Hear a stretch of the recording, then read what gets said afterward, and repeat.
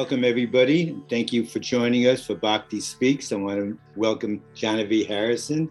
Pleasure to have you here. Tell me a little bit how you got involved in kirtan music and the specific genre, and where did that come from? Yeah, sure.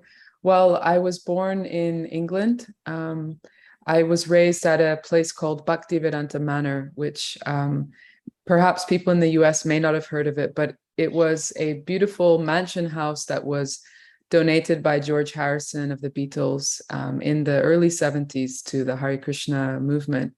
And my parents, both independently, before they were married, they both found their way there and were living in the ashram, and then eventually got married. And so myself and my siblings were raised there. So we were really born and raised in this bhakti environment, and it was just all around us at all times, like a bit of a bhakti bubble for the first decade of my life. And how important do you think it is for our listeners to understand the value of a spiritual teacher or a spiritual guru, so to speak? How important do you think it has been for you?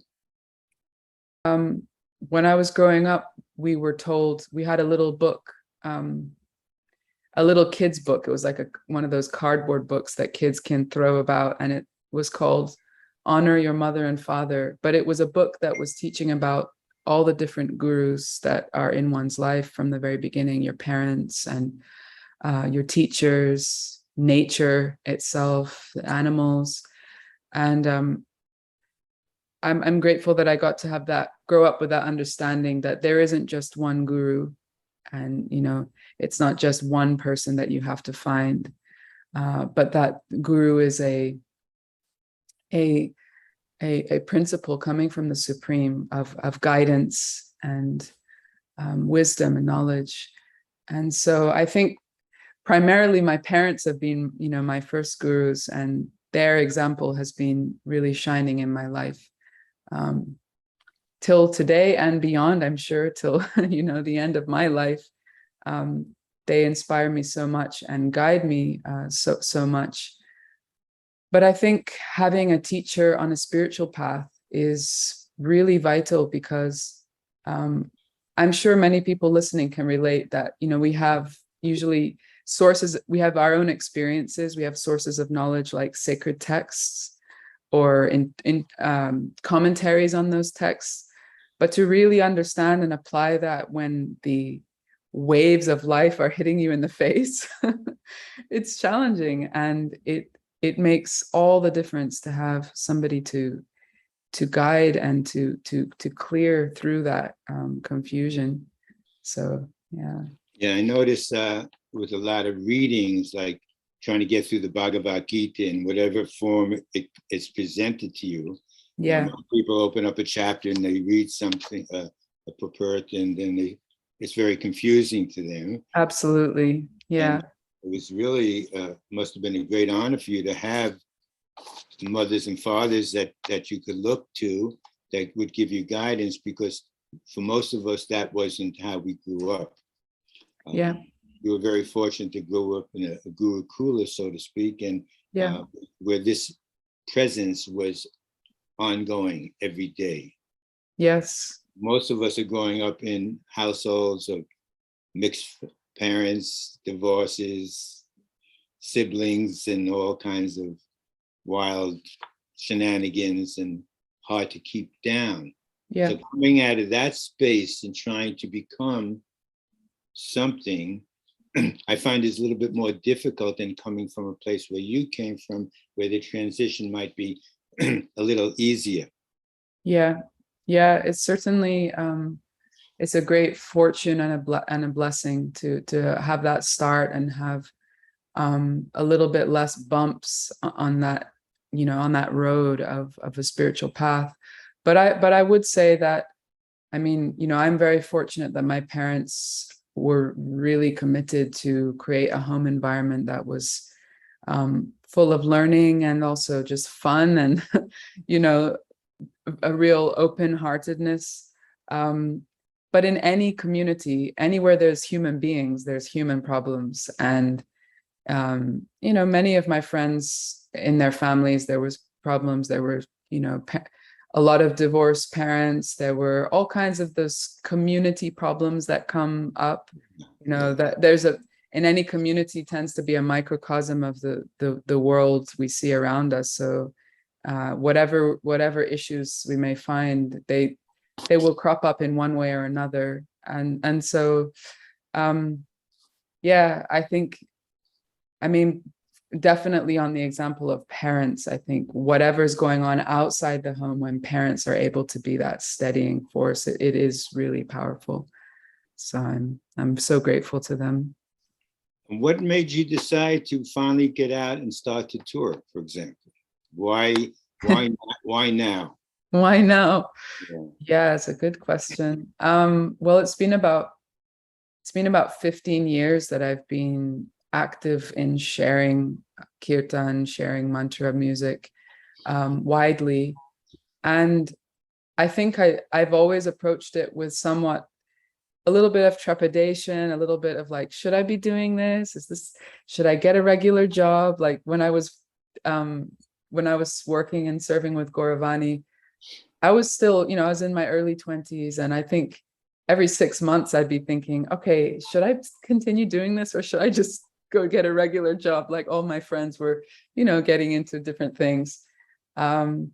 But I did feel so much fulfillment in doing it. And particularly, it was really exhilarating at that time that a lot of these, yoga festivals had already been happening a little bit, but Bhakti festivals like Baktifest and other festivals that sort of, were sparked inspiration from those things.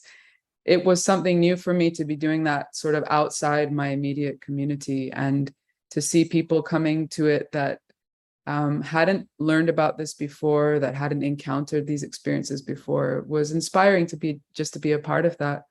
So I guess after 15 years, where I once might have been feeling a bit scared and a bit hesitant, now, like since 5 years ago, I turned 30, and I think it really shifted something for me, where I realized that, time is moving fast. And if you're going to offer something or make a contribution, not to say I don't feel scared, I feel fear all the time, but try not to be so afraid. Try to just be a little more bold and just go out there and do something, even if it's a bit risky, a bit like a little bit ambitious. If you want to serve or you want to offer something, just push a little bit, because I'm kind of quiet by nature.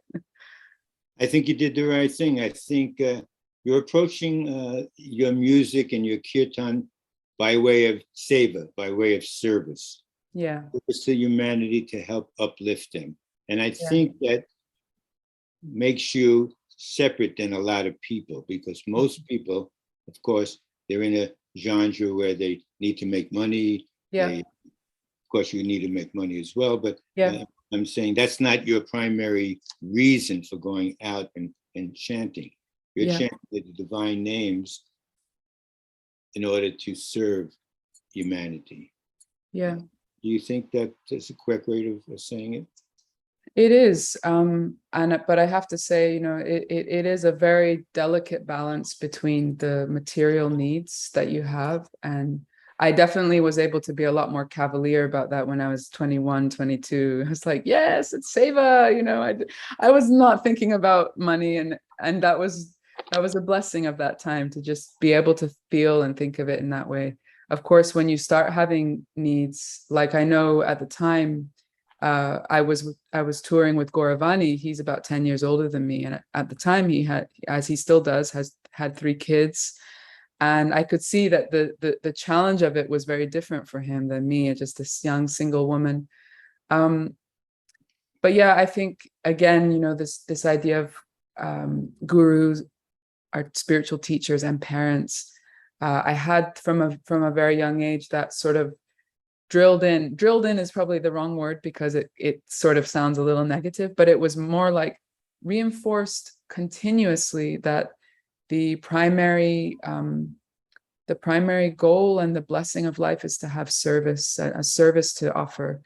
And you won't really be satisfied by an activity until you are aligned with that mentality. It doesn't really matter if money is a part of it or not, but that service intent has to be there in your heart in a steady way. Otherwise, it can tend to just always feel transactional, and it's challenging. It's challenging in this world. I know, especially now that you're getting out into the bigger scene and doing bigger touring, the balance sometimes is questionable, right? Yes. And that's what brings in a lot of the fear too, because, you know, let's say you book a place and then you have to worry about filling it and things like that. And then it brings a whole nother dimension to it. It's like when we put on festivals, you know, we invite such great luminaries and great artists, but then we have to go out and sell tickets so that they can enjoy the space. Yeah. It's a thin line. It really is. Yeah. Yesterday I was having a little meltdown because I was just like, oh, this is so stressful. Just, you know, I mean, I've never done a tour before in this way. Previously, I've done, like many years ago, you know, a lot of things in yoga studios, smaller venues. It's not so much pressure because at least, you know, there's not such a big financial outlay.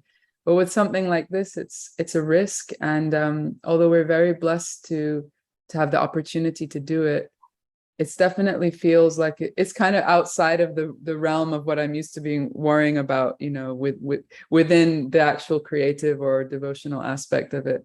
But I think my husband was reminding me yesterday about again, back to the Bhagavad Gita, we were speaking about Arjuna's conversation with Krishna and how he was afraid to do his duty. And Krishna was telling him, well, you know, you're ultimately going to lose if you run away. You know, you have to just go forward and do it as an offering. So I'm grateful for that that reminder when I'm like, ah. That's good. Most people don't have that reminder. They don't have that ability to fall back on a teaching like that. So therefore, it creates more stress, more disharmony for a lot of people when they're going out there. Yeah. And I think that's part of the motivation why we are going out on tour, because as you know, kirtan is a devotional practice. It's part of a lifestyle, a bhakti lifestyle. And I think unlike a concert, I guess you could say certain music genres are very much about a lifestyle. Arguably, every music genre could be about a lifestyle.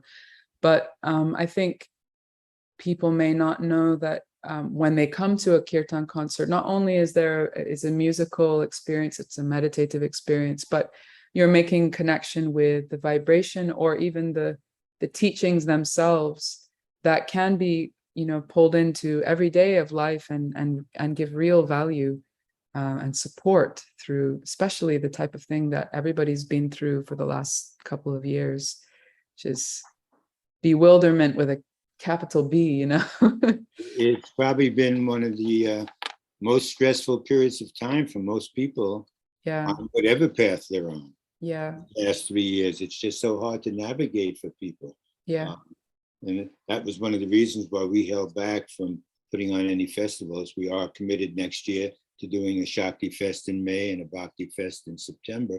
But we waited because we just wanted to make sure that it was the right time and the right environment. There's so much confusion out there every single day, and everybody's trying every which way to accomplish stuff. And I noticed all these young people coming out, starting harmonium lessons, wanting to become a kirtan singer and stuff like that.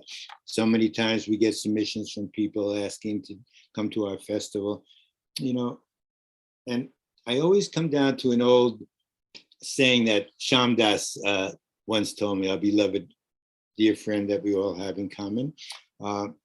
He said, most people come onto the kirtan sing, they're not chanting to the divine, you know, they're chanting to the ego. And when you invite people, you need to differentiate where they're coming from, because if they're just coming to chant for their ego, for their self-gratification, it's just bringing on somebody again and again and again that's doing that. He said it's better to be with people that are chanting the names of God for the savor, for the deeper purpose. Yeah.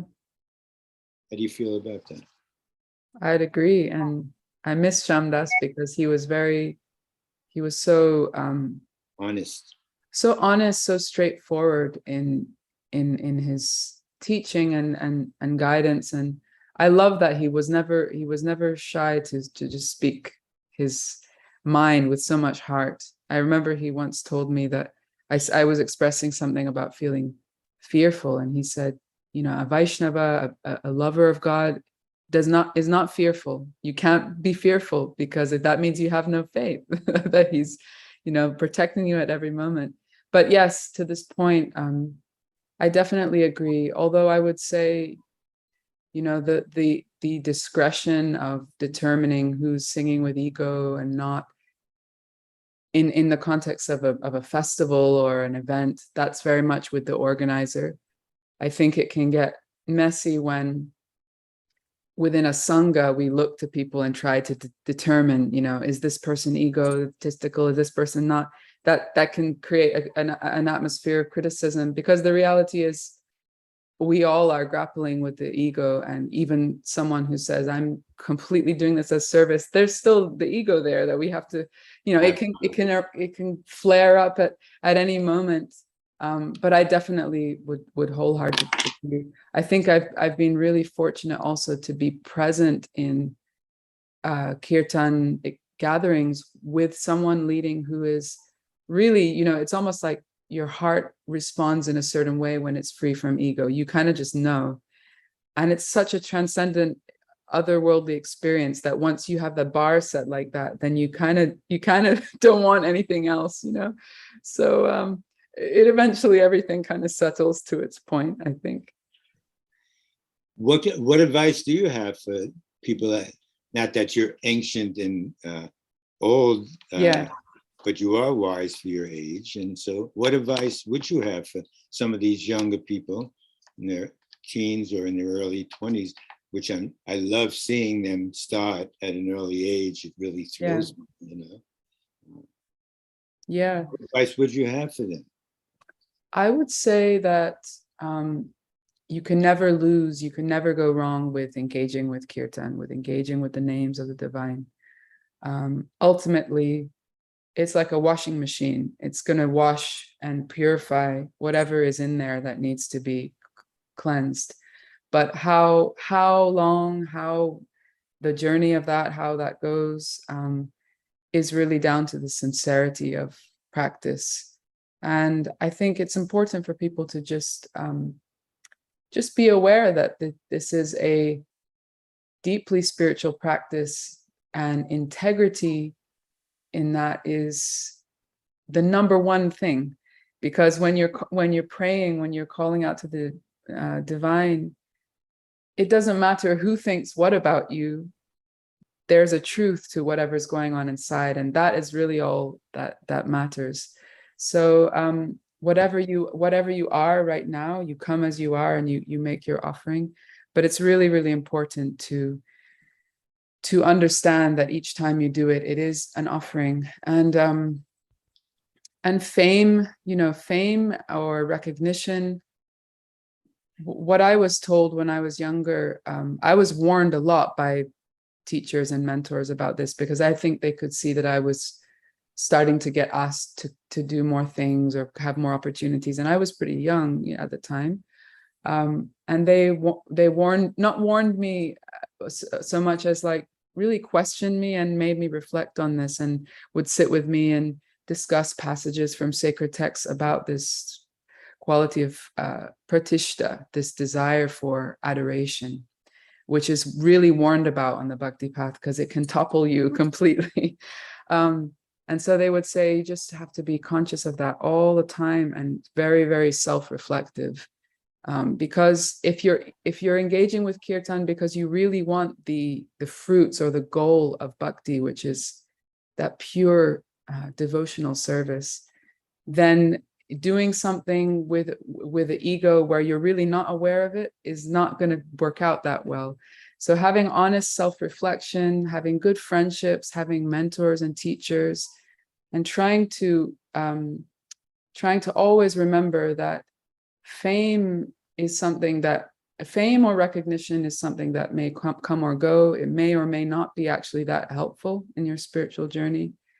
But what is being moved towards on that path of devotion is more valuable and precious than any kind of thing that we strive for, because the world is telling us like we need more likes and followers and, you know, social media recognition. It's like a rat race, you know. But it could be bewildering, especially as a young person. But I think there's so much hope and possibility in being on that path of bhakti and kirtan. I think there's a lot more confusion since the social media situation came to. Oh, absolutely. In the old days, we didn't have anything. It was just raw. Yeah. Here you are, and that's your value, and you go out there and you do it, right? Yeah. But now it's just this influences, social media. Everybody will invite you. Oh, how many likes does she have? Yep. And I don't go like that. I just, you know, I look up a likes and I look at the individual and I see what they're doing and the work that they're doing. And that's how I base my assessment on who to invite and who not to invite. Other people go by how many likes you have, because that will draw more people to the eventual sale of it, right? It's very confusing, you know. Very confusing and very damaging, really, when you are trying to make those calls. I mean, not everyone is going to have the experience or the intuition that you do, having been doing this and being involved with these practices and this path for so many years, being a practitioner. It's very confusing. And for someone like me, I mean, you know, I'm glad that I experienced life before social media, but now I'm very much also in it. And it is absolutely bewildering, because in order to just tell people in the world that you're doing something, you have to engage with these tools. And the way to engage with them, you know, I'm sure many people have heard about all about the way these technologies work. You know, it responds to certain types of things. Like now, for example, on certain media platforms, the short form video is really what it is. It's no more photographs or nicely written pieces of text. It's all about these little videos. So unless you can fit into that little framework of making something entertaining in 15 seconds, then it's not, people may not see what you're putting out there. So I think you either have the choice to sort of embrace it with a certain level of like detachment, or not, and see what happens. I don't know. It's confusing. I mean, to bring it all down to 15 seconds. Yeah.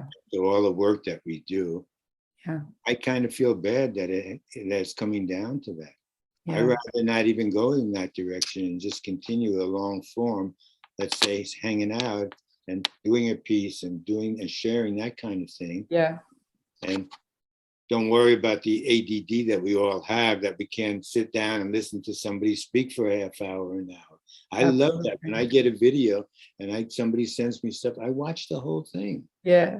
I'm not, you know, I'm still listening to Ram Dass's stuff from 1982, back then, and they're like 2 hours long. And I just have it on while I'm doing my work. Yeah. It's not people like him never cared about the short forms and the 15 seconds clip, you know. I think it takes training. I think it takes training for the attention, and those who practice meditation or who have lived a lot more of their life before these type of kind of very, very short media forms, you know, became prevalent. I think it's a little easier, but now I see like people are, the predominant way of listening to things, many of my friends, like they listen to podcasts, radio shows, audiobooks, but only while doing something else, always while doing something else.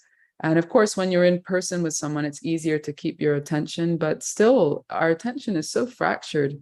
It's difficult. That's why I really believe in the power of kirtan, because I think music somehow does really capture the attention in a powerful way. a little easier than listening to someone speaking, at least for a mass of people, myself included. Definitely, and that brings up the importance of a path, a foundation, a daily practice.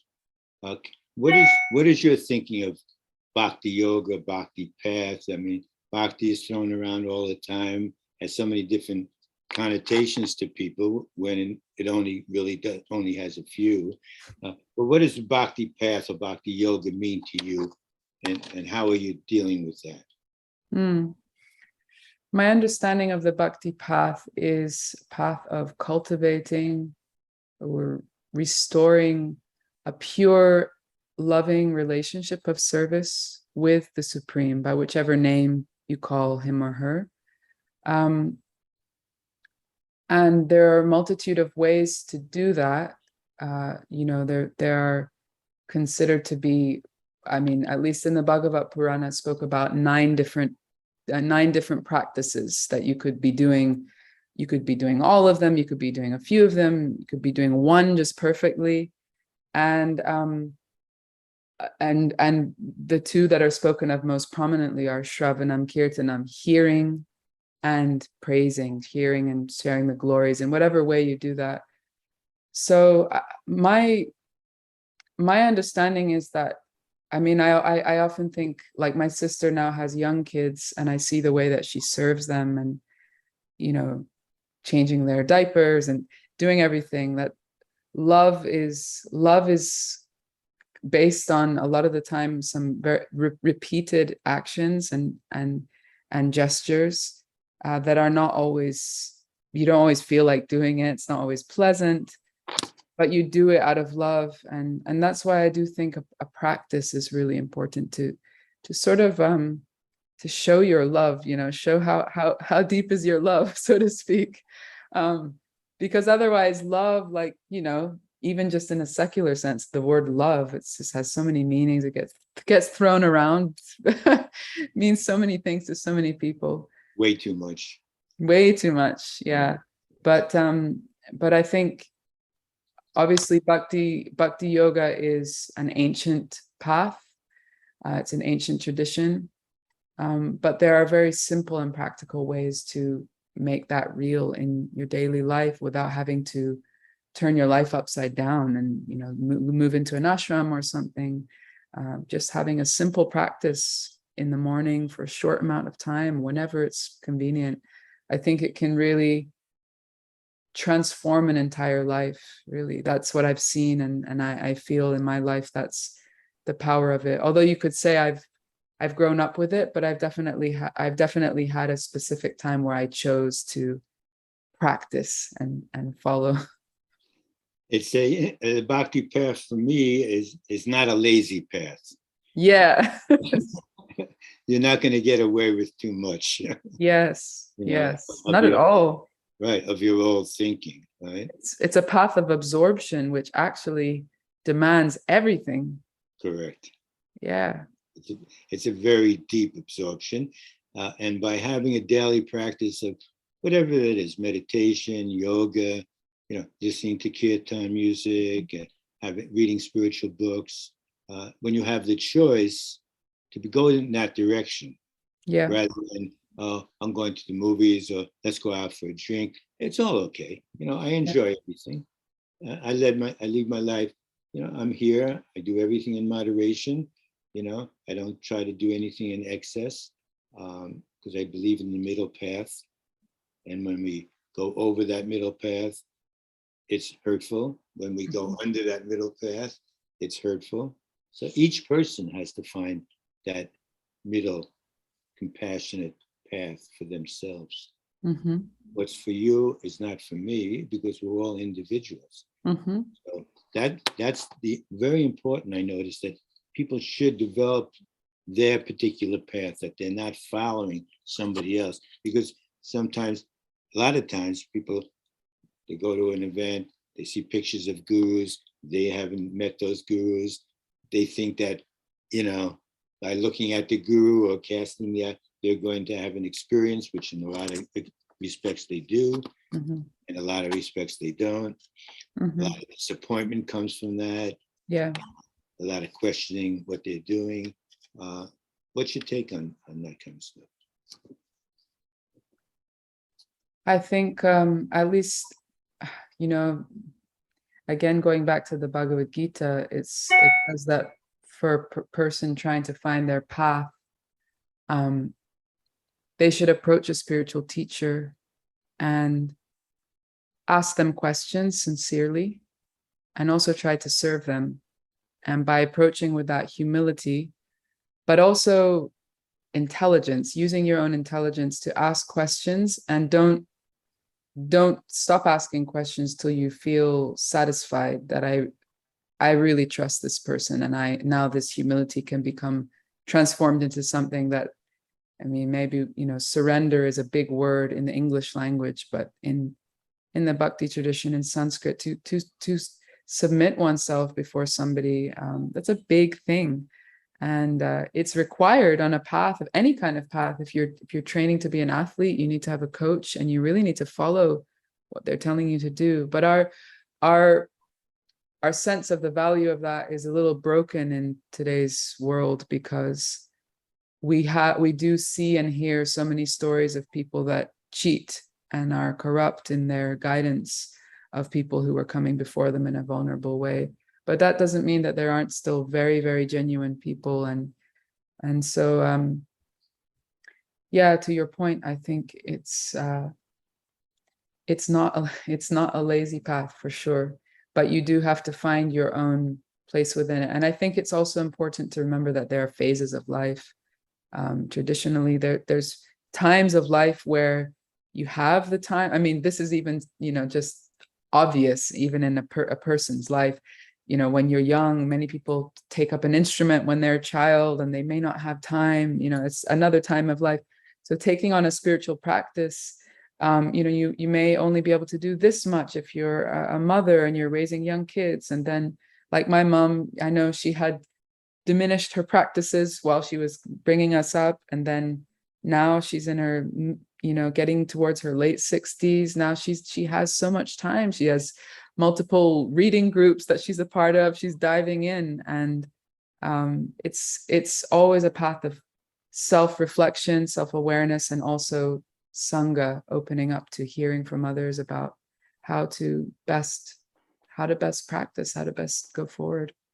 Absolutely. And I noticed there has been, over the years, we see all this corruption, as you call it, in the spiritual world. It's the same kind of corruption that's in the outside world. Yeah. There are people that are going to come in, they're going to see an opportunity in the yoga world or in the guru kind of world to take advantage of people.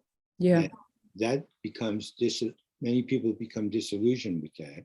And it really affects them in a very, very deep way, because they did try to surrender, but they surrendered to a false entity, a false guru, a false teacher.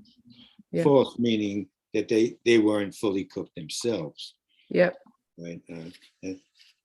Even the teachers are going through stuff. It's not like everybody is an enlightened being. So what I think is important is to go see people, go listen to people, go read, and take a little here, a little there, a little here, a little there, and adapt it to who you are and what works for you in your life, as opposed to just diving right into something and then, getting disillusioned, which at the end, you'll just turn away from everything at that point. Yeah. Yeah. Yeah. Given the past history of what we've seen in recent years and in the course of time, it's not like these things never happen, but it does make sense to be cautious and, open, but very responsible with where we're placing our trust. And I definitely have not been, immune to the disappointments of seeing people who said they were something or presented themselves as something being not, as you said, not fully cooked. That's a really nice way of putting it. My parents went through that too. They definitely had a really illustrious guru, Bhaktivedanta Swami Prabhupada. But then after his passing, there were other leaders who did not have the same integrity, and they were they were on those up and down waves of the consequences and reactions that happen, and especially in community.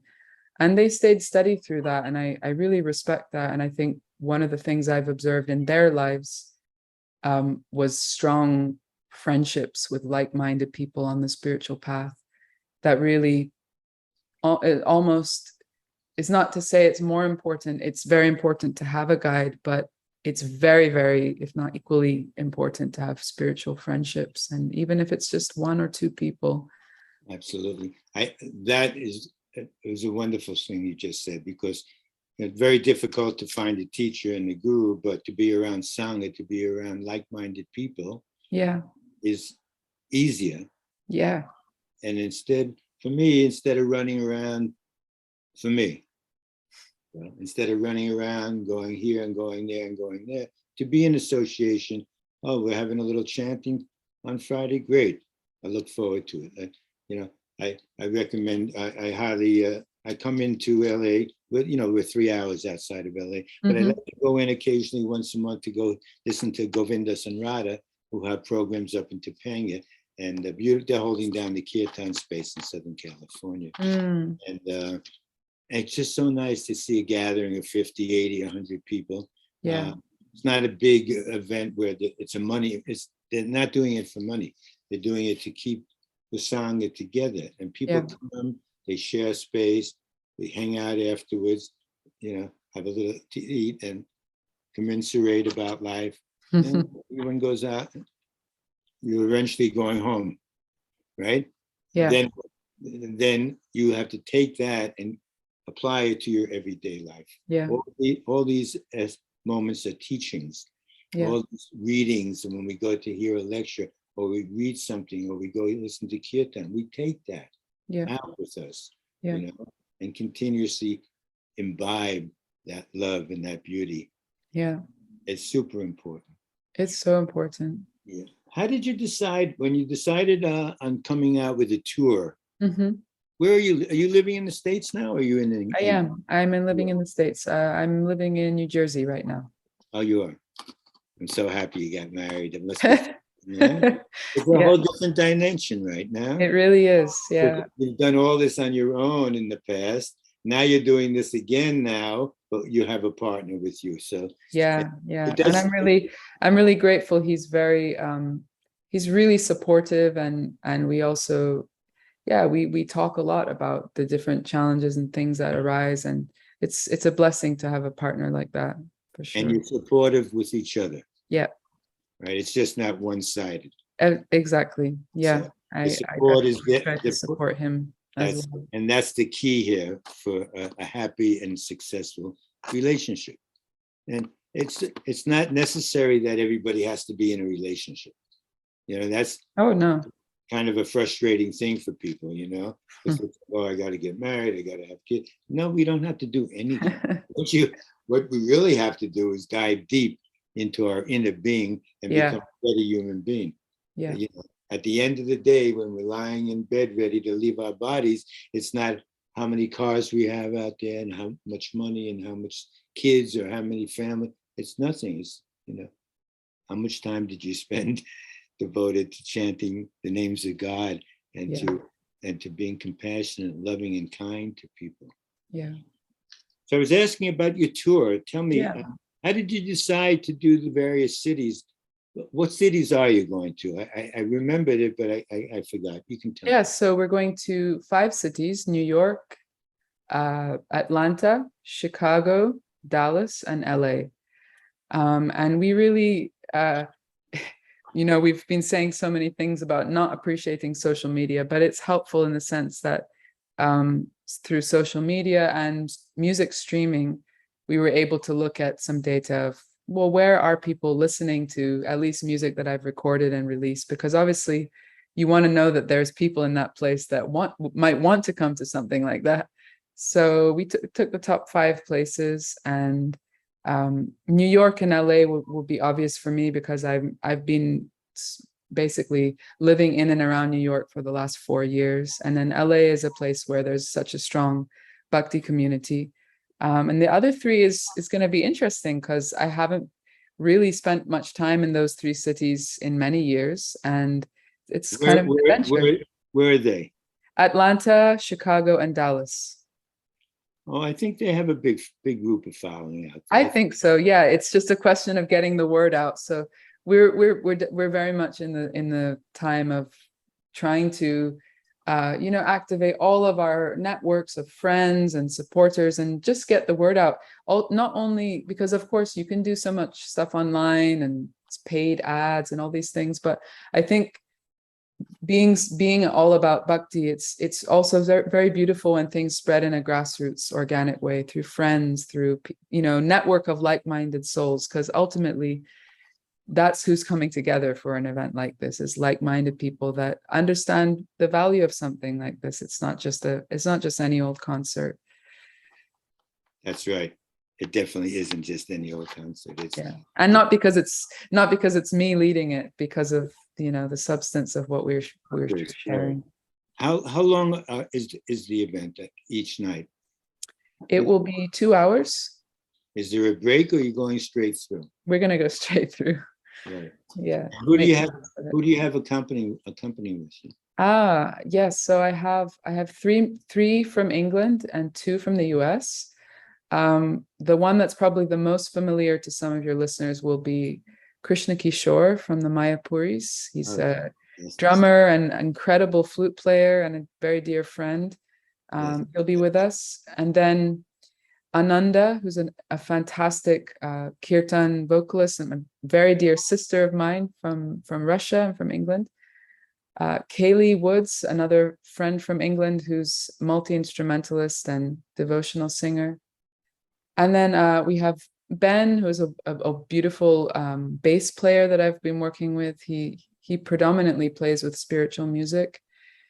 And then I've also, in the last year, I've been working on a new EP. It's a new piece of music that's, I guess, pushing out of my comfort zone a little bit into writing more songs in English, devotional songs in English, which, I grew up singing Sanskrit and other devotional songs in other languages. And so it took me a long time to put my own words to music and offer that. But I've been working on that with a producer called Chris Scholar, who's also a wonderful guitarist. So he's going to be on tour with us, and we're going to share some of that new music alongside all of the familiar chants and songs that are loved by many. That's fantastic, and it's wonderful to hear, because I think the English renditions and the English new songs that you're coming out will be more, it's easier for a lot of newcomers to take in. Definitely. And I think there's a value to both things. I'm seeing, like, I grew up with this call and response practice of chanting, and I deeply connect with it. I treasure it. But everybody listens to music. Everyone listens to songs, and songs are an incredibly powerful medium to convey moods and feelings and expressions. And I see the songs as being, like a sort of, there's like a two prongs to the offering. One is the mantra chanting, which is kind of a heart of it. But the songs are like an offering of art in devotion. It's poetry, it's music, it's personal expression.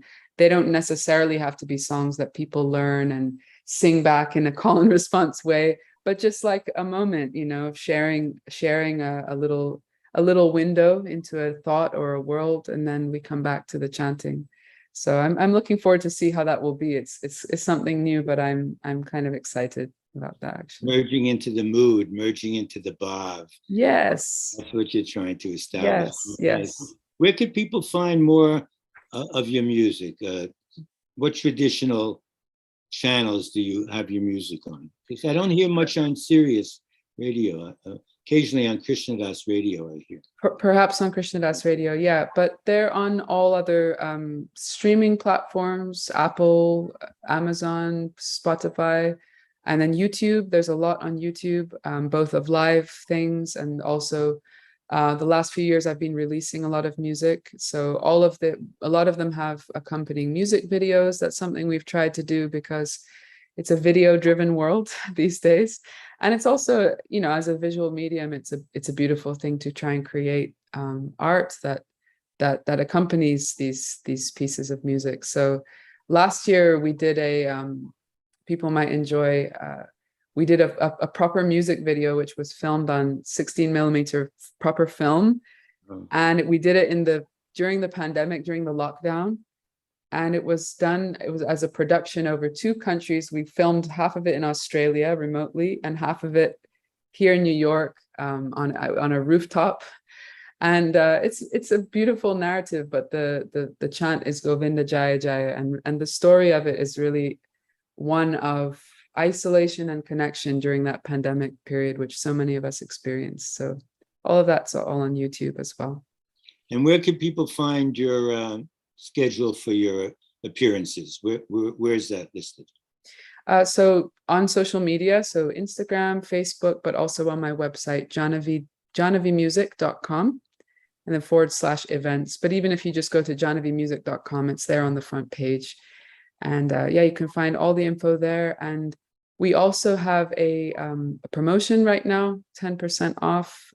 So people can use the code STAR10, and just a little extra bonus for the time.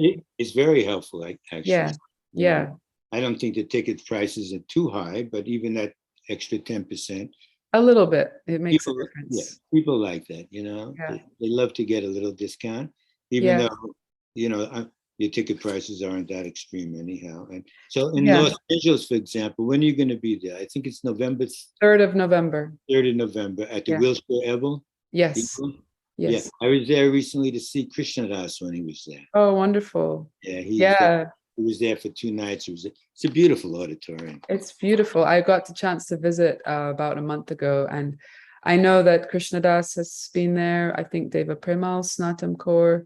Yeah. And it feels so special that space has hosted so much chanting, because it's a historic theater also. They told me that Judy Garland was first discovered on that stage, and so many others. Very famous place, and there's plenty of parking there. I felt good going there. Very safe area, and lots of parking. Yeah. Good seating. I actually sat up on the balcony because I like to spread out. Yeah. The sound quality was excellent, no matter where you were in that theater. Yeah, I saw that when I went there. They were saying that it was built for no amplification, so the acoustics are incredible wherever you're sitting. Sure. So yeah, I'm really looking forward to, and LA will be our final concert. So I think if anyone's watching this and is on the West Coast, that will definitely be a special one. We also are gonna likely have some special guests at each of the concerts who may come and feature and share something. I can't say who they are, but if you show up on the night, you will find out. I'm sure you're going to have a lot of special guests. Yeah. This is your first tour, and you have so many wonderful friends that love you so much that's going to want to say, hey, I want to come out and support you.